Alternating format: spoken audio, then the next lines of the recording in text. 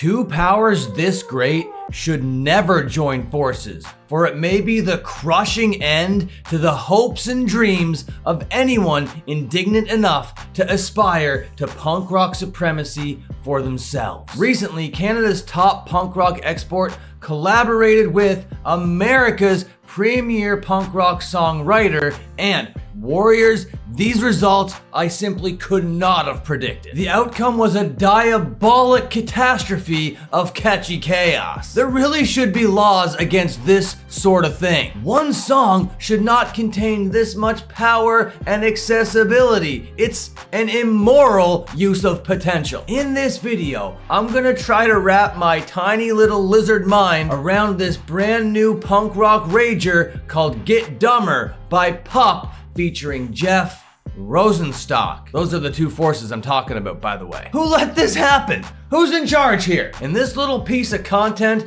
I aim to find out how these two clandestine melodic miracles intersected and how they can fundamentally shake the foundation of punk rock in a truly tuneful and pugnacious way.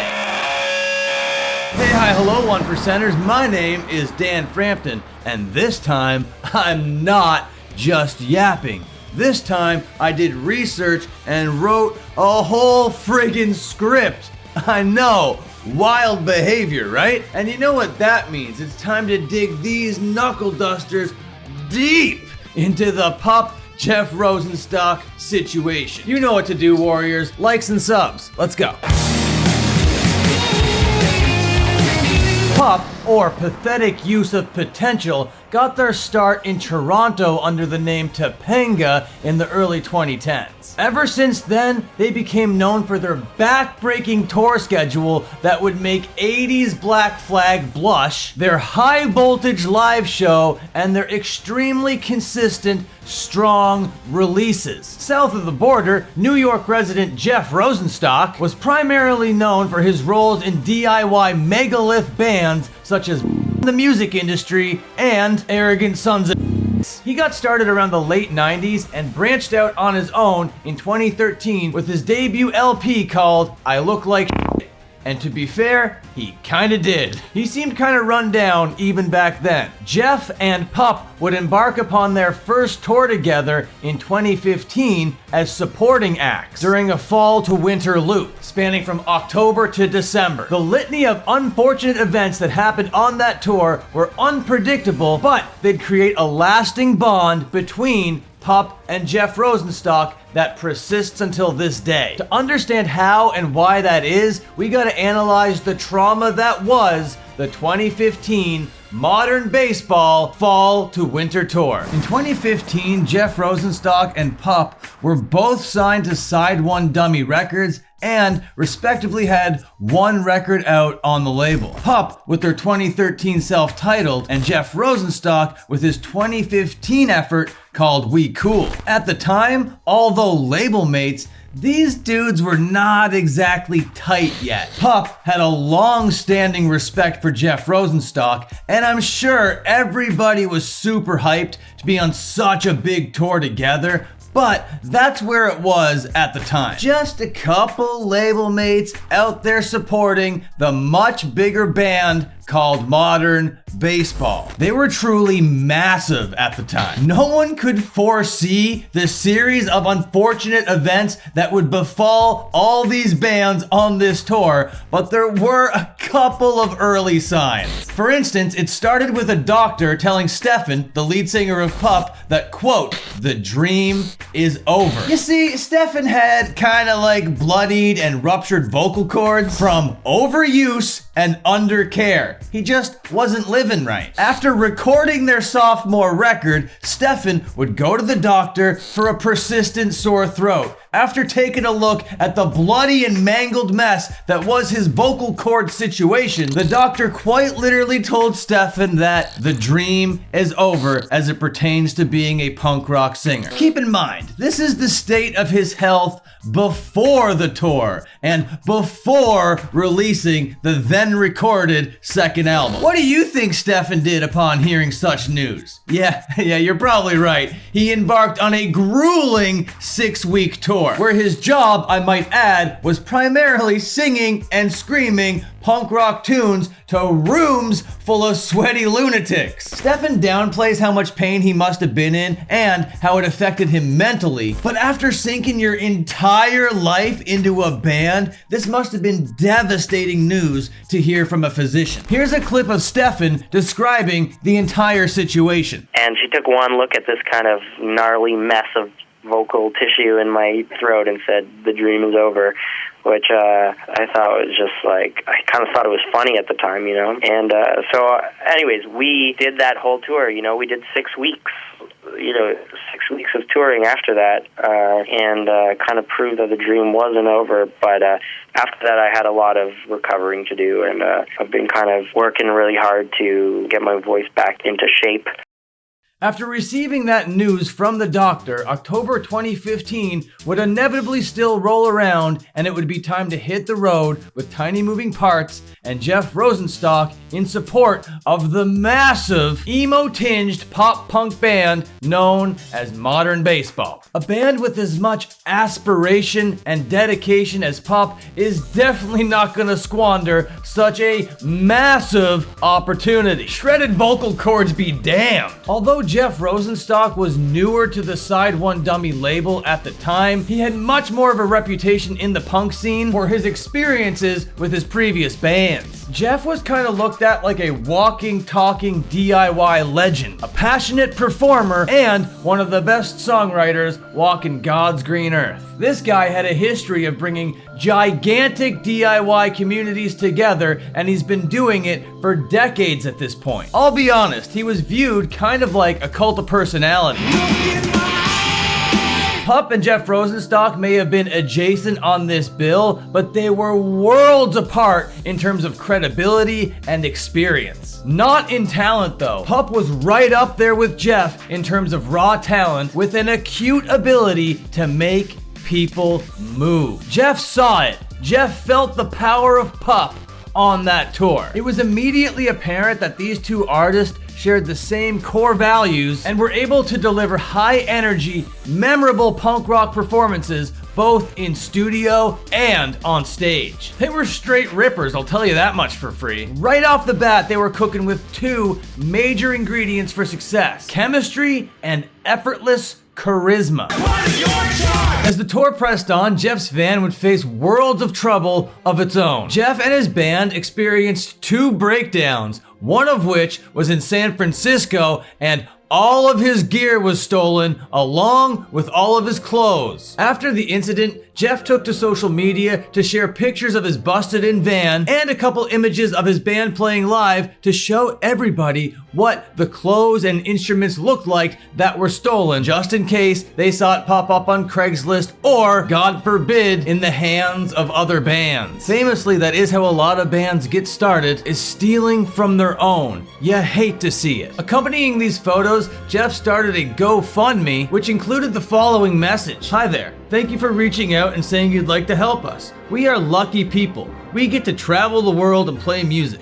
We are alive. We are blessed with a lot of wonderful people who we get to call friends. But yeah, our luck ran the out today. Our van got broken into. All of our guitars, pedals, cymbals, hardware, and clothing got stolen. I've been on the phone with the FS Police Department for about an hour, itemizing all the shit that got jacked, and I'm pretty sure they lost the list.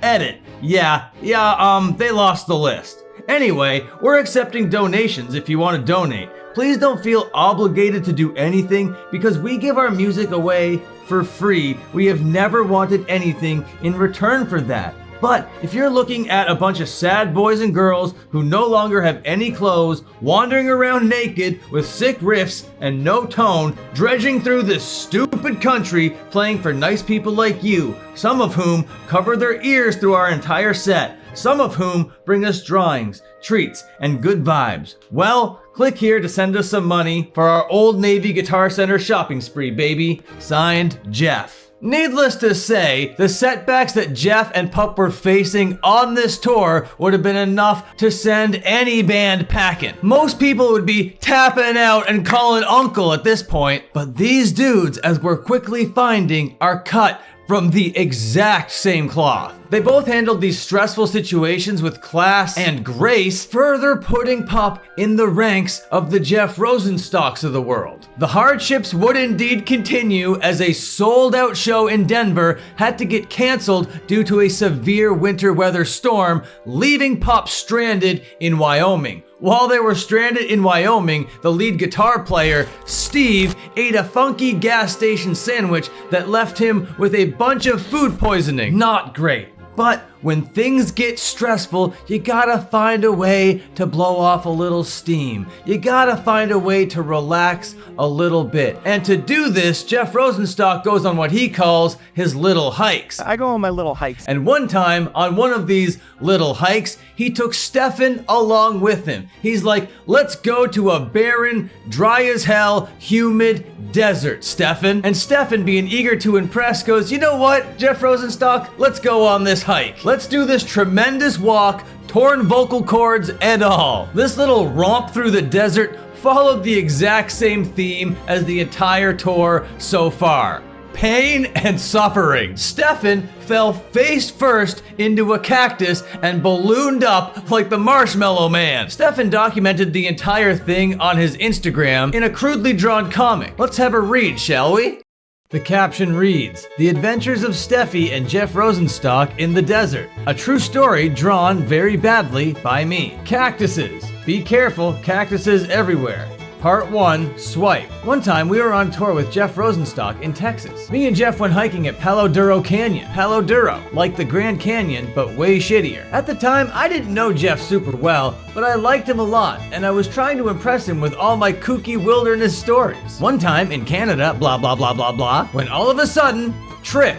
Rock. Ouchie. Face first into a cactus. Whoa! I fell face first into a cactus. My face and hands had a million cactus spikes in them, and everywhere was bleeding. And then Jeff says, oh man, you have cactus stuff in your face, and also in your hands. And then it shows a diagram of Steph down here with blood, blood, and also blood. During the day, my hands swelled up to gigantic proportions. That night, we played a show in Albuquerque, New Mexico. It was very bad. It shows him playing, thinking, this is very bad. And the guitar making noises, skronk, blurk, grolk. After the show, Steve said to me, wow, you are not good at playing guitar today. Be quiet, Steve. My hands are full of cactuses. The next day, I said to Jeff, I'm really sorry I ruined the hiking trip. And then Jeff says, it's all right. Do you want to go hiking with me again sometime? Jeff thinks about it and then replies, not really. The end. Wait, no, that's not the end. There's another time a cactus attacked me, so maybe instead, to be continued whenever I get around to it. Cactuses Part 2, featuring Evil Gus. Coming soon, maybe. As brutal as that whole ordeal was, it's fair to assume that going through all that together helped solidify and cement the relationship between Pup and Jeff Rosenstock. Building a bond on this rocky foundation could be detrimental to a lot of other artists, but I believe it is here that these dudes went from mere label mates to human beings who genuinely cared for one another. It just so happens to be that they're both tremendously talented at putting together punk rock tunes and performing them to passionate fans all over the world. The seeds for their 2025 collab Get Dumber germinated in that cactus-riddled desert on that 2015 Modern Baseball Tour from Hell. That seed would begin to get further nourishment as Jeff would join Pup on stage a couple times on that tour, but we'll talk about those moments in a little bit. For now, we have to put this sick dog of a tour to rest. With only 5 days remaining, Stefan's vocal cords completely give out. He pushed himself as far as he possibly could physically until he could not even mutter a whisper. It was then Pup had to drop from this tour. It was a hell of a run. As scary as all that must have been, the album they recorded before the tour was still set to come out the following year. They titled the record "The Dream Is Over" after that one time that the doctor boldly claimed that the dream was over. That phrase started as a scary one, but as Stefan healed up, it kind of morphed into a tongue-in-cheek victory lap for the band.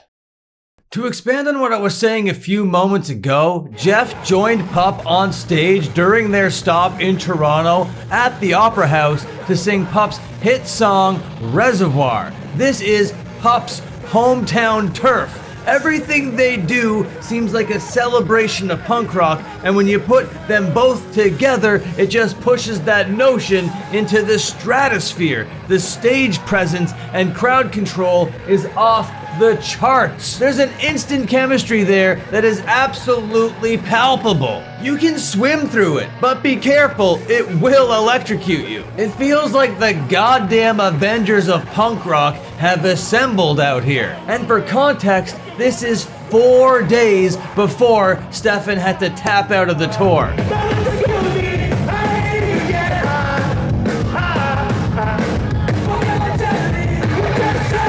This entire tour was like Jordan's flu game. Yeah, that's right, I called Stephen Babcock of Pup the Michael Jordan of punk rock. Except for it wasn't just a single game, it would have been like an entire season, and if the flu was replaced with something like, I don't know, something that directly affected his basketball skills, it would have been like a season of Michael Jordan full of cactuses. This dude was not only performing at the top of his game, but he was performing at the top of his league with a career-threatening injury. If that's not GOAT behavior, I don't know what is.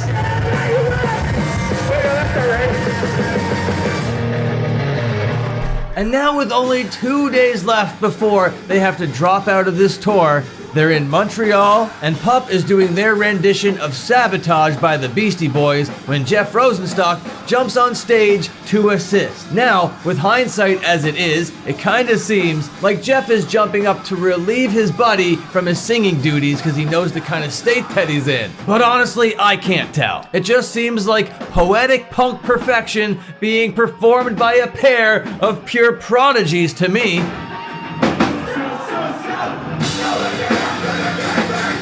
Jeff and Stefan would also appear together again on 2020's Don't Stop Now 3, a collection of covers and more, where they do a rendition of Belle and Sebastian's Fox in the Snow. Jeff performs most of the song solo, but Stefan pops in as the refrain builds up in the back end. It's a tasteful cover, and it shows that these two dudes sound great together in the mix.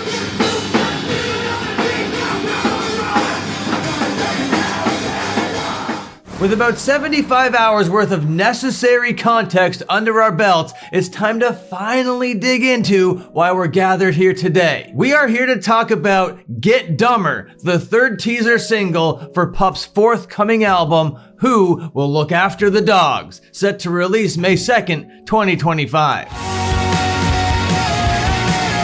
Ironically, Stefan wrote this song while he was looking after the dogs at Jeff Rosenstock's house. I don't know if there are any dogs involved, but you know, it's just a metaphor. Here's what Stefan had to say about the writing process. I wrote Get Dumber in Jeff's basement. I was house sitting for him while he was on tour. I recorded the first demo for it on his guitar using his mics and his computer. Maybe because the ghost of Jeff was in the room with me, I always imagined our voices on this song together. So I was very happy when he agreed to sing on it. We recorded the vocals together in the same room, facing each other. What that means, we both had to nail it at the same time because we couldn't really cut between takes. On the first take, he forgot a line in the second verse and said, lyrics, instead. I couldn't finish the take because I was laughing too hard. Anyway, he practiced singing the correct lyrics, but then we decided those lyrics kinda sucked and we should just stick to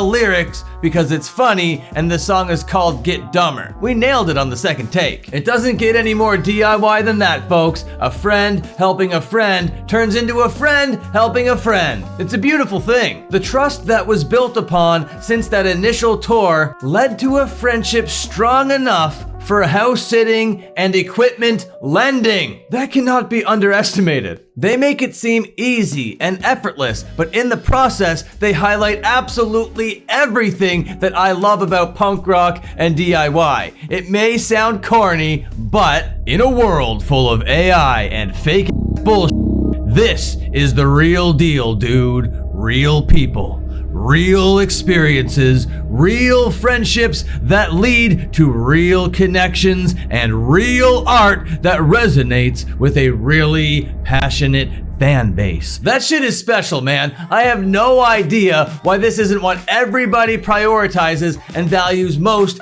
in the world, because this really is the most real going today. It's the authentic, squishy human being stuff that life is all about. It's built on struggle, trauma, and perseverance. It results in a form of cathartic healing that can only come from that level of connection. Or maybe it's just a bunch of dudes who like to drink beer and play punk rock. I don't know.